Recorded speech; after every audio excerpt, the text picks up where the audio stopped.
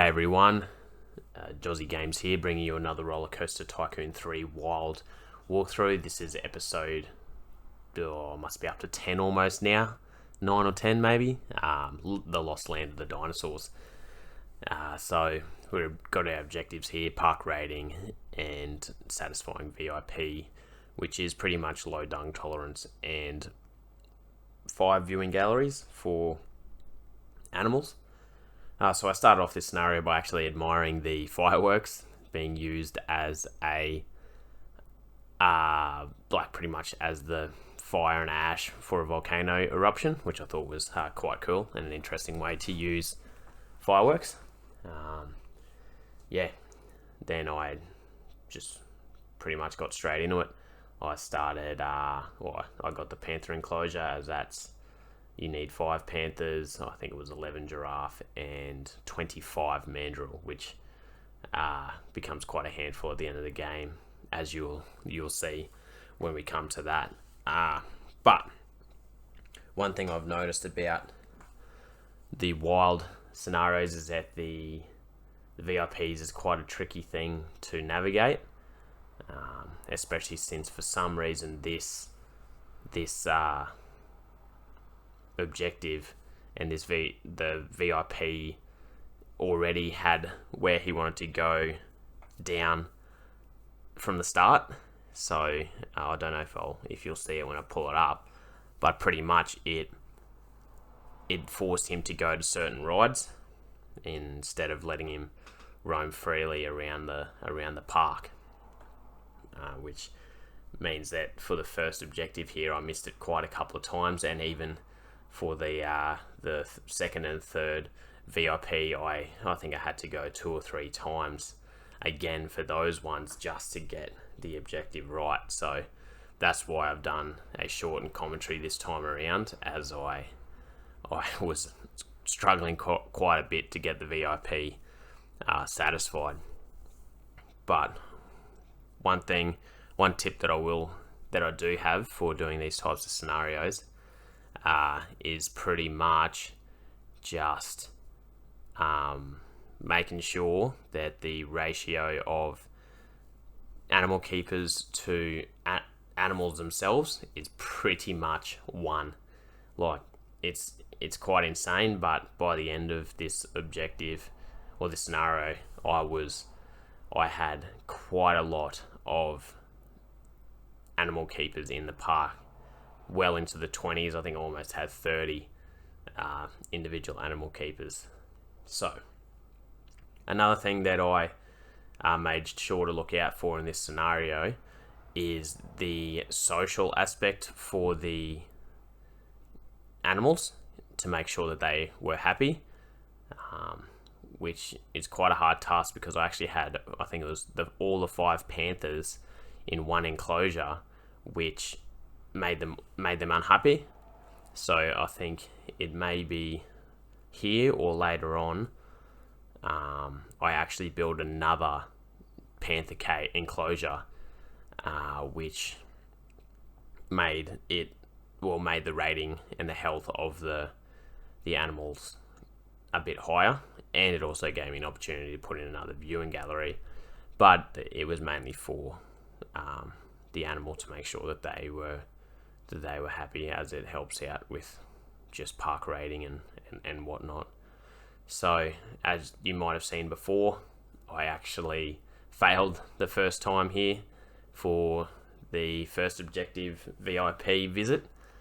So that's why I've come in here now, and I've been zoning the animal keepers to keep the dung out of the road, which I thought was an effective way to do it, but I think the best way to do it really in the end is just make sure that you have almost the same amount of animal keepers as you do animals, which is quite expensive, but it's quite necessary for these objectives. And it's also quite expensive because I actually train every single animal keeper that I put in this park to the second level, which costs an extra $150 per employee. So yeah, the running cost of this park and would have ended up being quite high. Yeah, even just feeding the animals, like the giraffe here, we've got 15 stacked into that one enclosure, and then we've got 25 mandrill just in this small enclosure alone. One thing that was quite lucky though is that the social side of the mandrill, they actually must enjoy having over 20 mandrill within the one enclosure, which makes it a bit easier because now I didn't have to separate the enclosure or anything like that as I had to do with the panther. So yeah, it was quite difficult. But as you saw there, I just deleted out removed the panthers as I'd already completed the first objective. I didn't need to have 5 panther in the park anymore. And then I started focusing on the giraffe and the mandrill.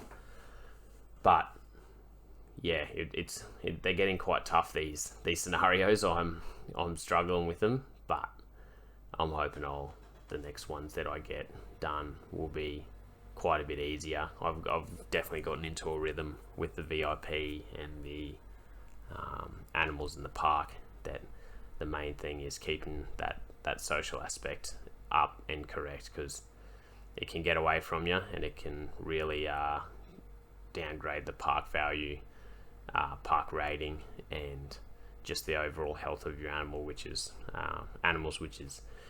good. Yeah, so as you can see here, again, training up, paying the staff better, removing, there it is, that's where I actually realized that zoning the animals isn't the way to go. It's actually better off just to let them roam and just keeping a high amount of them.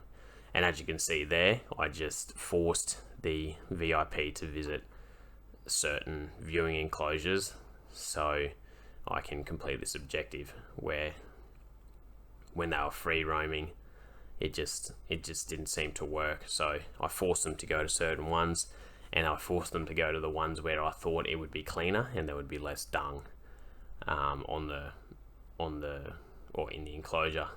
But yeah, there's not much more to it from me here. The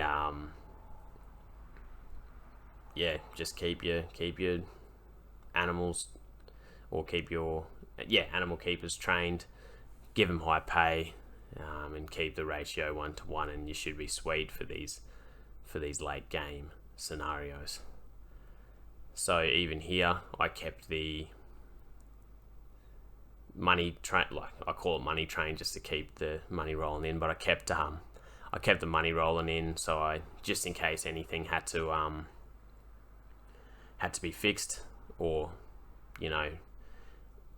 keeping up with the cost of all the animal enclosures and staff. And as you can see here, once the VIP left, I actually removed a lot of the giraffe because I failed once again. But I already completed the objective where I had to have 15 giraffe, so all I had to do now was make sure that the VIP was happy with the amount of dung in the park. So removing the extra unnecessary amount of giraffe, I was able to satisfy the first objective and also the second objective by just removing animal, removing dung, and just keeping it going. And then I think I just got bored here pretty much, and I just put in some line, keep the park rating up, all of that. Another viewing enclosure, only having to have 2 lines keeps this safe, keeps this clean.